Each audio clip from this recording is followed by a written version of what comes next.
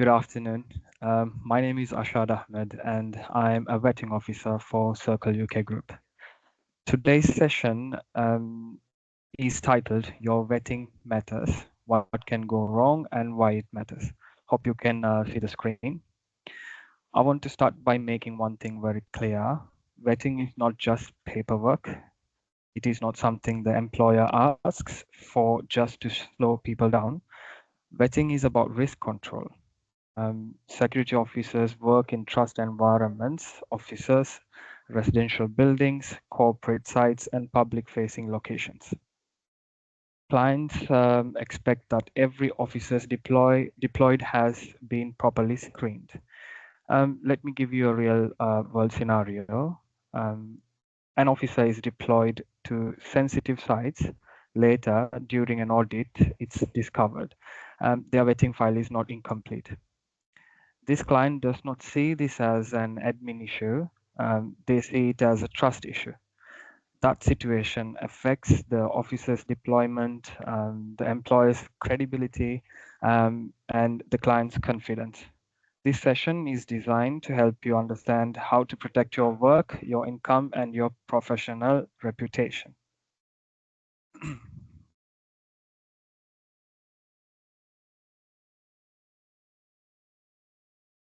What you'll get from this session is over the next 30 minutes, this session will give you practical real life understanding, not the theory. By the end of this session, you will be able to explain what BS 7858 screening is and why client audit is, and know what information you must declare and keep updated, recognize common vetting mistakes and how to avoid them, know exactly what to do when circumstances change. Um, Let me give you a simple scenario. A client um, auditor asked to review officer vetting files. One officer understands the process, keeps details updated, and responds quickly. Their file passes without any issues. Um, in another instance, an officer delays responses and assumes things are not important. This file fails. The difference is knowledge and communication.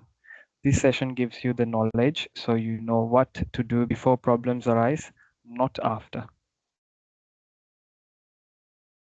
Um, why vetting matters? The main risk controls.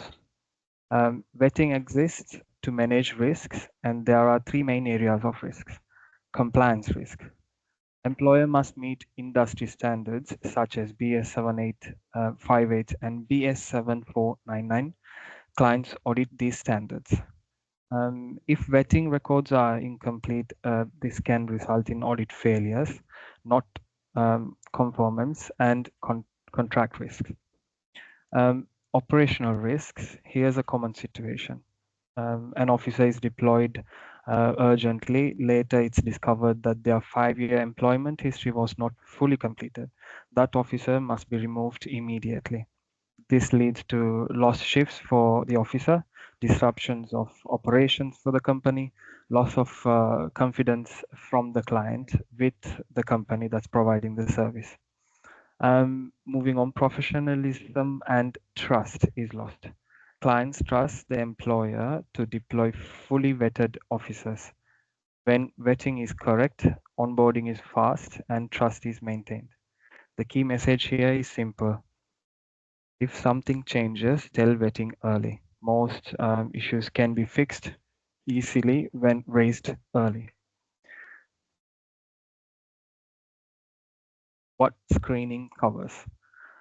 BS 7858 screening checks whether someone can be trusted in a security role. It covers identity, who you are, right to work, legal permission to work in the UK, 5 years address history, and proof of residence, employment or educational history and references. Um, Let me give you an example. An officer submits documents showing one address, but another document shows a different address. This creates a mismatch. Vetting must pause. I have to investigate. The vetting officer has to investigate and request more evidence. Deployment is delayed not because of wrongdoing, but because of the document did not reflect reality. That's why honesty and accuracy are essential. If something doesn't fit neatly, ask vetting rather than guessing it.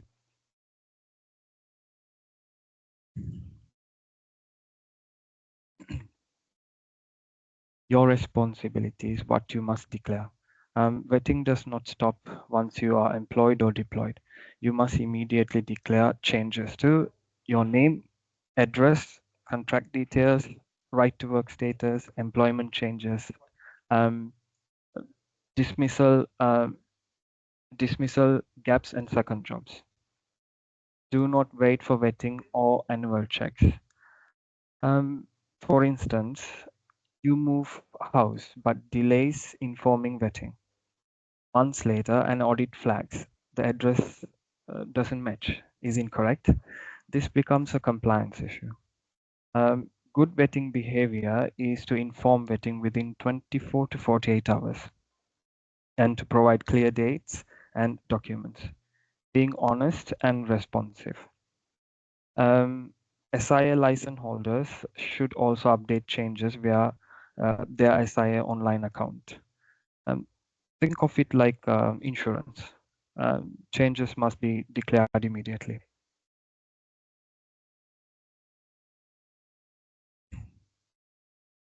Common vetting failures we see uh, includes references that do not respond, um, references that don't cover correct dates, name mismatches across all the documents you provide to the vetting officer, slow responses for the vetting queries.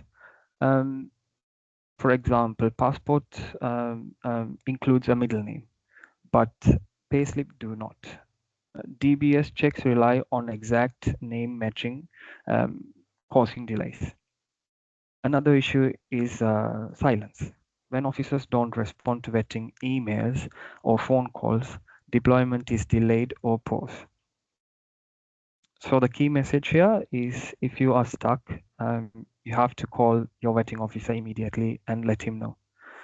Most problems can be solved, but only if vetting knows, the officer knows. What happens when vetting fails? These slides explains real consequences. For the officer, delays are done for the dates, suspensions of deployment, withdrawal from employment offer, loss of earnings from missed shifts. Um, for the employer, audit failures, increased costs and reworks, client dissatisfaction, reputation damage. Um, for the client, increased security risks, reduced confidence, contract concerns. Integrity prevents most of these issues. You have to declare early, respond quickly, and document clearly. Um,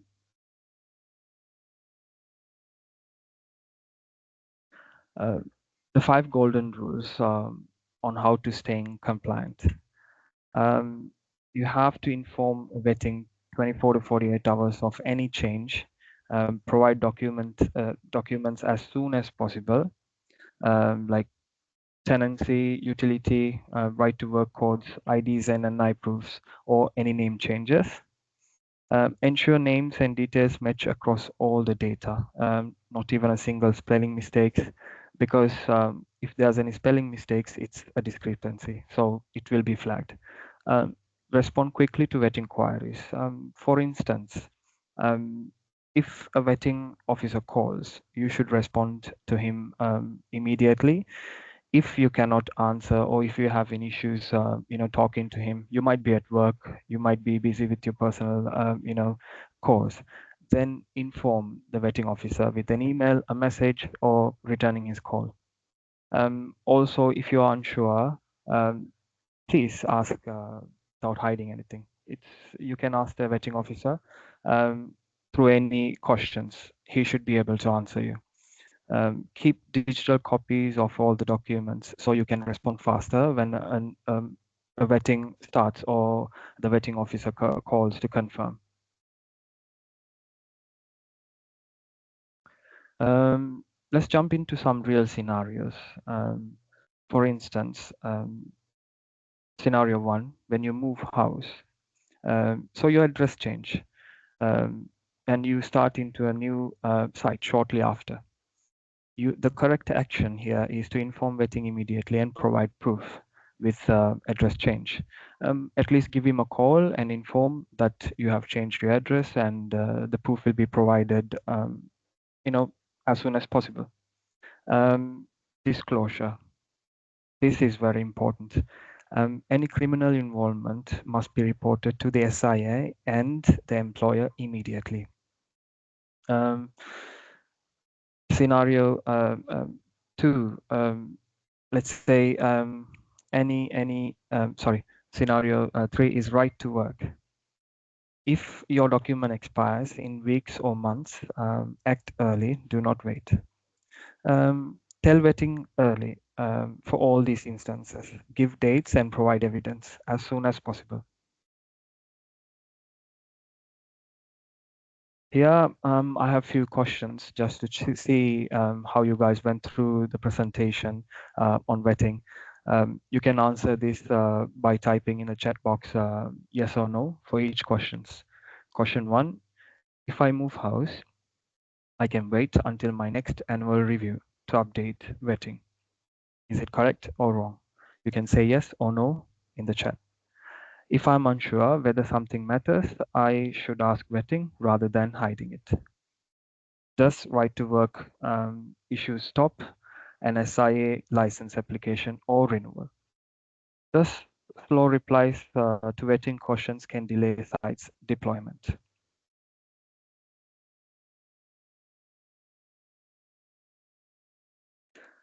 To close, remember this, vetting exists to support deployment and protecting your career.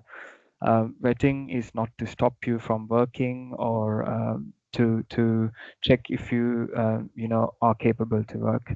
Vetting is to support you in every way for clear deployment and for acknowledgement.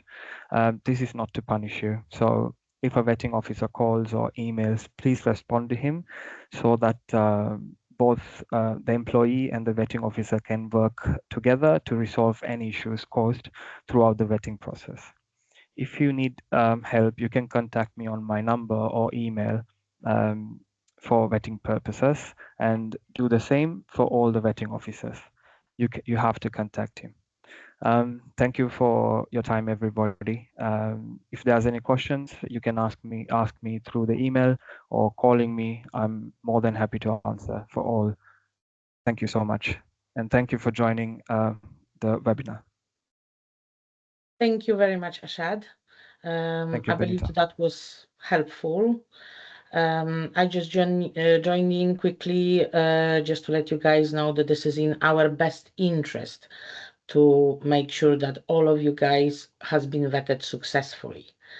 And this, as Ashad mentioned, it's not to punish you, it's one of what's industry required for us to complete. So it's not that we've got a choice not to do it. And the way how you guys gonna communicate, we are here to help. And I'm gonna keep saying that it is in our best interest to get you guys vetted and to complete that vetting as soon as possible. Many companies have got the many small little difference in the way how they proceeding with the vetting.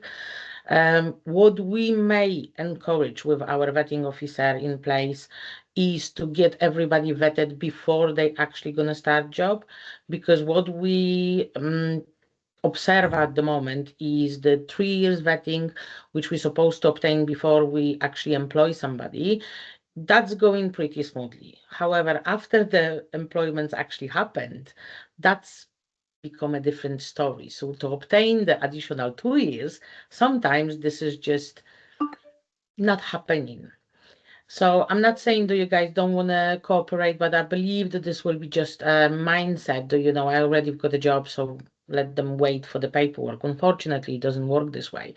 It works in a way that if after the period of 12 weeks, we still didn't manage to obtain all the necessary documents, we will have to suspend your employment.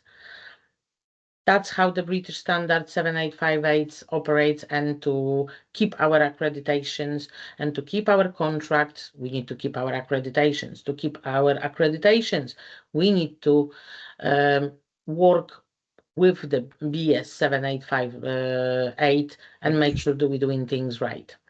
So it's not that, guys, that we're trying to punish you. It's not that I understand that sometimes you don't understand dates, don't remember the dates, don't understand the regulation. That's why our vetting officer is there in place. You can always make a phone call and you can always ask the question. And it's not always with, not only with the Circle UK group, that will be exactly the same with any other employer which you're going to face in the future. So please cooperate. That's the most important thing. Thank you very much. Thank you very much for joining.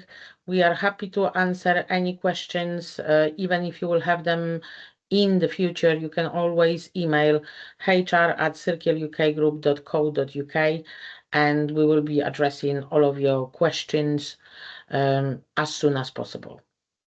Thank you very much for joining us today and for your time. And thank you very much, Ashad, for presenting. Thank you so much, Benita.